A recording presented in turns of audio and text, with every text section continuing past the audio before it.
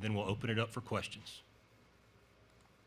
Yeah, our guys are excited for an opportunity to play in what I've talked about all week is one of the best venues and just incredible environments in all of college football. And I've been very fortunate to play our coach in a lot of these games, and they are special. Our guys are excited for the opportunity. We're working hard at preparing for what is a really unique physical Alabama team, and our guys are got another day's work and another day's work tomorrow to put in to be ready for it. For media, please utilize the hand raise function to ask a question, and we will begin with Dennis Dodd of CBS Sports. Hey, Kirby, I know you've been asked this before, but with the portal opening Monday, why hasn't that been more of an emphasis on you? Have you needed to have it? Player retention obviously is huge, but what is your philosophy on that? Yeah, we utilized the portal. We utilized the portal last year. We had 1 year we didn't, but we had a lot of retention. I think times are changing, and everybody adapts with it. It's unfortunate to me that it's picking up pace. I think this year will be a record-breaking year because the attention, the opportunity, the seeking out, the monetary side of it is going to become a really norm. So our philosophy for the portal may be different than maybe what people actually use it for. We're trying to make our team better. We want to recruit really good high school players, and I think that's important to college football in our game, to recruit really good high school players and develop them. But unfortunately, the more that go in, the more we have to research the portal and take. Otherwise, you can't sustain. So it's not a matter of a philosophy. I would retain everybody on my team if I could, and I would play with the guys we have. But you have to take others in order to be able to field a team unless you want all freshmen. Next, we'll go to Jordan Hill of the Red and Black. Yeah, Kirby, what does the availability look like this week for Brock, for Ladd, for Rara, and for Tate? Yeah, great question, because I'm trying to figure that out myself, and I don't have a lot more answers now than I had on Monday. They have not been able to do a lot. Each one has worked kind of independently. Tate has done some drill work, some 11-11 stuff.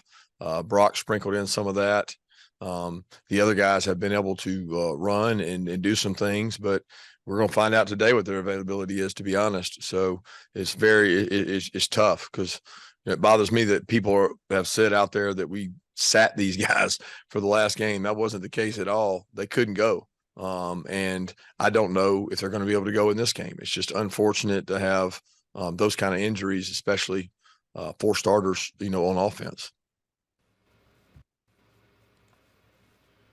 Next will be Chip Towers of the AJC.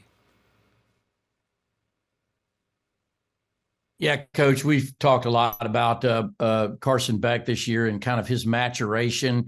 I just wonder if there's been any kind of moment where you felt like coming out of it that he had made sort of that breakthrough. Clearly at this point, he's an exceptional quarterback for you. I'm thinking like that 98-yard drive against Auburn, on the road. So moments like that, did you have that kind of moment with him? Certainly the Auburn experience, Chip, was big for him in terms of confidence. It was his first true road test, like to be in that environment, have a tough environment to play in. And he did a really nice job in that game. But I can't pinpoint, one moment. I didn't see it like you saw it. It's like you have somebody that's been in your family or been in your house for a long time, and you treat them as family, and he was family for a long time before he started getting these opportunities. And I had seen his ups and downs and his trials and tribulations and the things he had gone through on the field. And he had already proven to me his talent level by the way he prepared last year. So I wasn't seeing things that I thought were like groundbreaking. There were things that I'd seen before, and his maturation has been a game by game process, and he's done a nice job of that.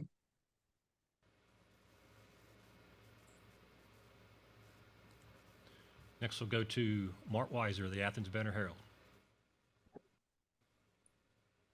Hey, Kirby, I know your focus has been on this game, but do you hope to have a hire to replace Fran Brown before the signing date? And do you know if Fran would stay with the team if you guys make the playoffs? Yeah, you answered the question already. We've been really focused on Alabama. I mean, that's all we're really thinking about. I mean, that those decisions that you're talking about, they're not important, right?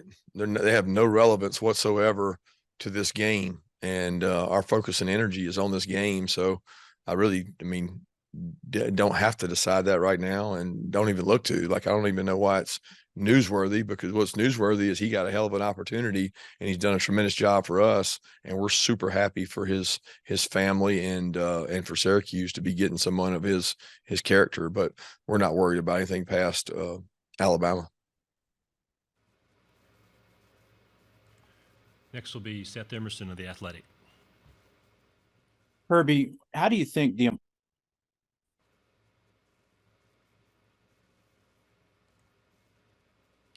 Seth, you muted your line.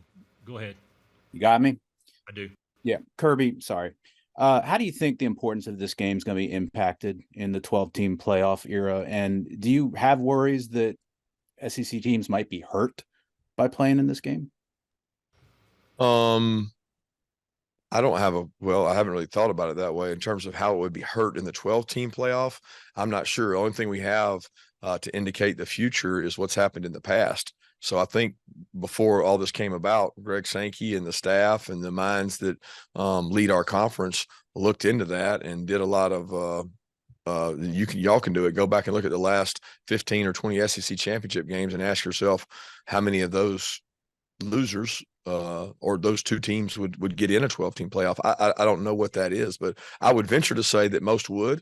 And I would also say with no conference play, no East and West division play, you're going to have a better chance of obviously getting the two top teams. Therefore, the two top teams would traditionally be in the top 12. I think if you looked over history, there has been some teams on the West that didn't go to this game that would have been in that top 12. So I can't say whether it hurts or helps. I certainly think there's been years that might have been 4 teams get in out of 12. So I don't know whether the game loses its importance. It'll never lose its importance in a program that I'm coaching at, because you're trying to win a championship. And that becomes the focal point of a conference that's going to be even more powerful. Winning a championship like that, I don't know. People try to demean the value and say that, oh, it's only important that you win the playoff and you win the national championship. There's a lot of merit to winning a SEC conference championship, especially when you add the teams we're going to add. Next will be Lane Higgins of the Wall Street Journal. Hi, Coach Smart. In your career, you've either been a part of or coached against plenty of Alabama teams. And it seems like, for the first time in several years now, Alabama has not had the stability of starting a future first-round NFL draft pick all season long. And, given that context, how would you evaluate Alabama's offense this year and, the kind of offense that you will be playing against on Saturday compared to the one that maybe people saw in the Texas game? I didn't understand the first. You said first they don't have a first round offensive what? Just saying that this is the first time in several years now that there hasn't been a quarterback for the entire season that's, gone on to become an NFL first round draft pick. Nothing against Jalen Milroe, but, if you be given the inconsistency at the starting position in the beginning of the year, that is the piece I was trying to highlight. Yeah, I'm not sure I still fully understand the question. How different is this team from the others? It's very different, if that's what you're asking, mainly. Yeah, just evaluating the offense and the kind of coaching job it's taken to get them to this point. Yeah, I think they've done an incredible job, because what you do is you take your players and you do what your players can do best. And although it's not they don't have the exact same coordinator either. They don't have a lot of the same coaches they had 3 and 4 and 5 years ago, maybe when Mac was there or when Bryce was there. So they've taken their players and they've made their offense fit their players. And they do a really good job of that. I mean, I've had a lot of time to watch what they do and what they ask him to do. He's really good at what he does. It features their offensive line, which is the biggest, most physical offensive line in the country in terms of size and just sheer size and strength. And then the quarterback is able to make plays. They know that. They allow him to make plays with his feet, and some of his best plays are on plays that are off schedule. So it's very different than what they've had in the past, but he's also grown and gotten better as the year goes on. I think they've taken some things out and said, hey, that's not what he does best. We tried to make him do that. And they've made it where what he does best, they do, and they do that really well. Just as a reminder, to ask a question, please utilize the hand raise feature. Next, we'll go to Barrett Sallee of CBS Sports.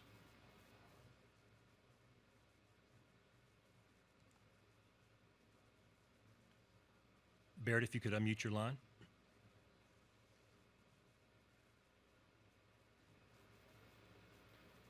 Okay, we'll try Oscar Clierga of Claro Sports. Thank you very much. Hello, Coach. Hello from Mexico. What is the most important thing in this week? The mental stuff or the physical stuff? And could you say some words to all the Mexican fans who will be watching this SEC championship game the next Saturday? Thanks so much. Gracias.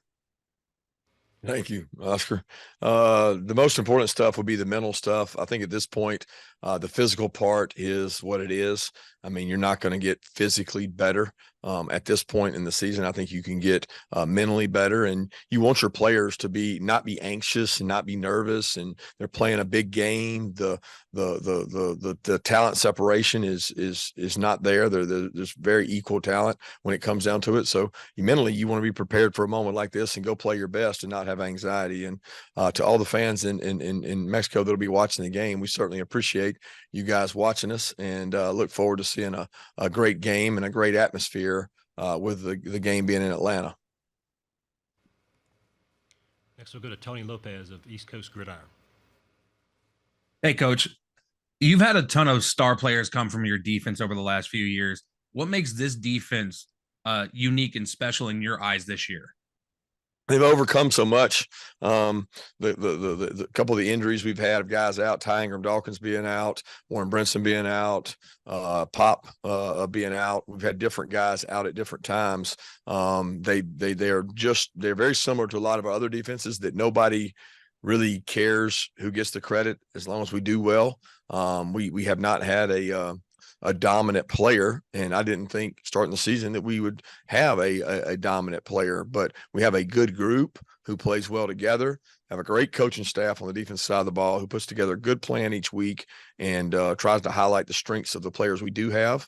And we've got we got experience. So I think when you have experience on defense, it gives you ability to maybe do more than you did previously. And that part has shown up for us in our secondary and our linebackers while the older guys have been in there. We'll go to Mike Griffith of AJC DawgNation.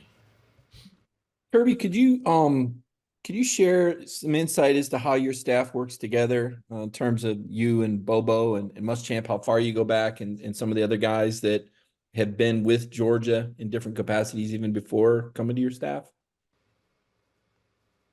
How we work together. I wasn't with some of those guys. You know, I mean, I've never. Explain your question again, Mike. Well, just how you got just the chemistry on your staff. You talked about connectedness. I guess that's what I'm talking about. So we 100% have great staff relationship connection. And when you work long, hard hours, there's times that you're, tired, exhausted, long season, all that. It's not always perfect harmony, but we certainly appreciate each other in the work that each of us do. Our families appreciate it. We have a staff that is as talented as we've ever had, as cohesive as we've ever had. I like that part of it. There is a Georgia flavor to it because of the guys that played here, but that's not what makes us cohesive. I mean, the fact that everybody understands we're working towards a common goal, and it doesn't matter who gets the credit. It's like the players. I mean, we have good relationships. Our guys enjoy being with their family, but they enjoy working too. So I really have been proud of the staff that we've created. And there's a lot of support staff that people never see behind the scenes that make up that family too. Let's go back and try Barrett Sallee of CBS Sports again. Hey, Kirby, sorry about staying muted earlier. I just after watching Alabama for a couple of days offensively, what do you make of their running back core, how they mix them in with Jalen Milroe, and specifically what Jace McClellan brings to the table? Yeah, they have really good backs. I mean, they rotate three guys in and out, and they all complement each other really well. They're powerful. They play behind a really good offensive line. Yards after contact, something that jumps off the screen at me. They don't go down at the first tackle. They catch the ball well out of the backfield. All three of them pick people up really well in pass pro, and we watch that, and they do. The first thing I look at on the back is, all right, what kind of protector is he on third down? Does he know who he has? Can he block them? Does he cut every time? Does he stay up? What is their strengths? What is their weaknesses as pass pro and pass receivers? And they have very complete backs, which you would fully expect at Alabama. Next, we'll go to Heather Dinich of ESPN. Hey, Kirby, I'm wondering if you have any thoughts on why there are so many contenders this year, more than ever, for the college football playoff. That's the first part. And the second part is, because there are so many contenders, how concerned, if at all, are you that you have to win this game for the SEC to be in? I can't explain why there's more. I certainly haven't even thought of why that is. I always look at things as, everything happens for a reason, and you have the years you have, and there's been other years that there was close debates, maybe not as many as there are now. I certainly would think that the people with knowledge out there would say it has something to do with the portal, has something to do with the parity maybe that the portal creates. But I don't know that it's that as much as it creates haves and have-nots. I mean, the biggest difference to me I see out there is quarterback play at the high level. A lot of these teams that are, as you called them, contenders, really good football teams, they have really good quarterbacks for the most part. And I don't know the exact number, but of these teams in the top 7 or 8, I can think of 3 or maybe 4 of them that have quarterbacks that came by way of an experience somewhere else and moved in and had success. And quarterback play to me is one of the number one indicators of how good you are. And the teams that have them have a shot in every game. So they have an opportunity to win games. As far as your other question, I really don't even want to get into it. I want to focus on what we have to do to win this game. Next will be Nick Alvarez of AL.com. Yeah, Kirby, I was just wondering what you've seen from Caleb Downs this season, and if he looks like much of a freshman out there. No, he don't look like a freshman at all. He looks like a guy that's been playing for 3 years. He's instinctive. He's fast. He's fearless. He's everything that he was in high school. I mean, we got to see him. I've seen him play about 107-on-7 games at our stadium and at our facility when his high school team came over here all the time. And he's everything that we thought he was. Punt returner. He's just a football player that is instinctive, great tackler. Just what you draw up when you want a defensive back.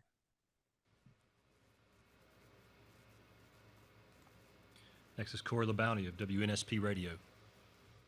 Coach, good evening. How are you? Good. I want to talk to you about Carson Beck's development and what he was able to learn waiting under Stetson Bennett and the ability to learn from Stetson for this upcoming season in this SEC championship moment. Yeah. I think he would tell you that he learned a lot from all the quarterbacks that were here. People just keep forgetting that he was here with JT Daniels. So he sat in meetings with JT and Monk when they would go back and forth about what the read is, what we're looking at, how we're doing it. JT was a really bright quarterback, and Carson sat in those meetings, heard him. And then as JT moved on, he got to sit in and listen with Stetson and hear him talk and learn things. And he was really the entire time a sponge, and he was growing through all that. Like, we knew sitting in meetings that he was a very bright quarterback. He was right there with JT and Stetson in terms of competition. And it's clear that he was growing as he was experiencing all those reps and moments, and certainly glad that all those spring practices and fall camps, he just got so many twos reps to help him get to where he is now. We have time for a few more questions. If you have a question, please utilize the hand raise option on your computer. We'll continue with Steve Moulton of ESPN 1400. Hey, Coach, hope you're doing well today. I did want to ask about the secondary for the Crimson Tide. I know you just were asked about Caleb Downs, but Kool-Aid McKinstry in particular, how well has he played this year, you think, Coach? Done a really good job. I think Kool-Aid was very talented. He played a lot in the game that we played 3 years ago, the game there in Indy. And he was young, talented then, really good player. I think, it's typical Alabama to have a guy opposite him who has developed really well in Terrion and has grown and played really well too. A lot of times the guy you forget about at a young age is the one that comes along and is hungry and keeps growing and getting better and aspires to be great, as opposed to a guy that maybe was more ahead when he got there and more capable of playing. So they both have made for a really good tandem, along with the safeties and stars, Malachi and Jalen, the portal kid they picked up. And they got a lot of good players, and they've had to play a lot of them. They've had about 6 guys that have rotated around and played in the secondary this year, and it's really impressive what they've been able to do with those guys.